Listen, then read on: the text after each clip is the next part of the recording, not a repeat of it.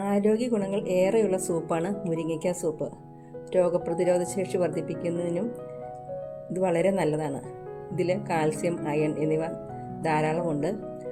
അതിനാൽ എല്ലുകൾക്കും പല്ലുകൾക്കൊക്കെ ബലം നൽകുന്നു. നാരുകൾ ധാരാളം ഉള്ളതിനാൽ ദഹന പ്രക്രിയയൊക്കെ എളുപ്പമാകും.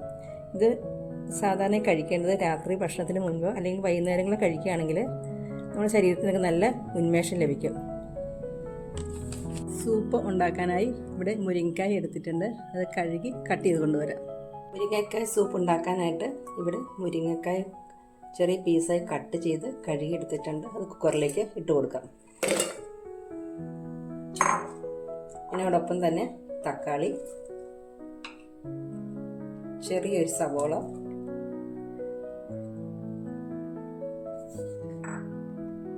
ആവശ്യത്തിന് ഉപ്പ്, ഇത്തിരി മഞ്ഞൾപ്പൊടി, വെള്ളം.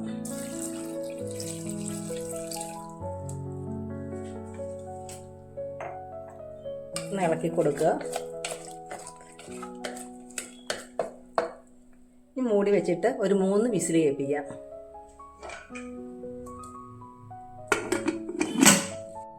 വേവിച്ചെടുത്ത മുരിങ്ങക്കായുടെ അകത്തെ കാമ്പ് ഒരു സ്പൂൺ ഉപയോഗിച്ച് എടുക്കാം.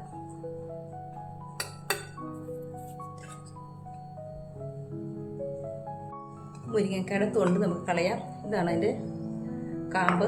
ഇത് മിക്സിയിൽ ഇട്ട് അടിച്ചെടുക്കാം. മിക്സിയുടെ ജാറിലേക്ക് ഇട്ട് കൊടുക്കാം. മുരിങ്ങക്കായുടെ പൾപ്പും വേവിച്ചെടുത്ത വെള്ളവും കൂടെ ഒന്ന് മിക്സിയിൽ അടിച്ചെടുക്കാം.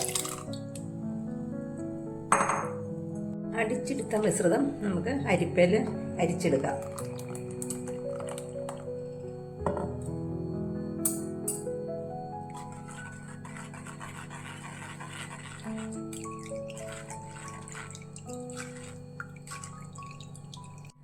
സൂപ്പ് തയ്യാറാക്കാനായിട്ട് ഇവിടെ ഒരു നോൺ സ്റ്റിക്ക് പാൻ വെച്ചിട്ടുണ്ട്. അതിലേക്ക് നെയ്യ് ചേർത്ത് കൊടുക്കാം.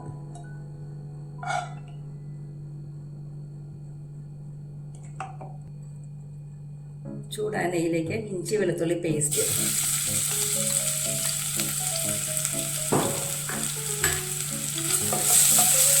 പച്ചമണം മറന്നാലും വേണ്ട ഇളക്കി കൊടുക്കാം.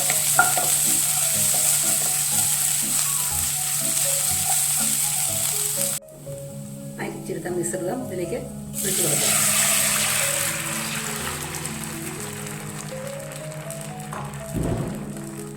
നന്നായി തിളയ്ക്കുന്നതോടെ വരെ വെയിറ്റ് ചെയ്യുക. സമയത്ത് ഉപ്പ് ചേർത്ത് കൊടുക്കാം. നമ്മൾ ആദ്യം ഉപ്പ് കൊടുത്തിട്ടുണ്ടായിരുന്നു. ആവശ്യമുണ്ടെങ്കിൽ ചേർത്താൽ മതി. ഇച്ചിരി ഉപ്പ് കുറവുണ്ട്.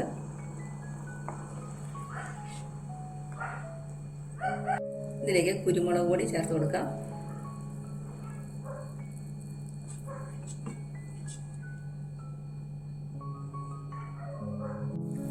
രുചികരവും ഹെൽത്തിയുമായിട്ടുള്ള മുരിങ്ങക്ക സൂപ്പ് ഇവിടെ റെഡിയായി. ഫ്ലെയിം ഓഫ് ചെയ്യാം.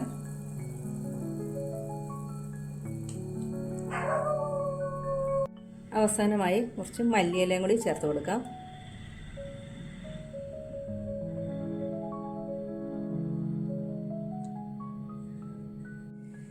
കുട്ടികൾക്ക് കൊടുക്കുമ്പം ഇതിനകത്ത് ഒരു മുട്ടയും കൂടെ ചേർത്തിട്ട് കൊടുക്കുകയാണെങ്കിൽ അവർക്ക് വളരെ ഇഷ്ടമാകും. ഇതെല്ലാവരും വച്ച് നോക്കിയിട്ട് അഭിപ്രായം പറയണേ. ഇഷ്ടപ്പെട്ടാൽ ലൈക്ക് ചെയ്യാനും ഷെയർ ചെയ്യാനും സബ്സ്ക്രൈബ് ചെയ്യാനും മറക്കല്ലേ. ഇത് ഇടയ്ക്കൊക്കെ കുട്ടികൾക്ക് ഉണ്ടാക്കി കൊടുക്കുന്നത് വളരെ നല്ലതാണ്.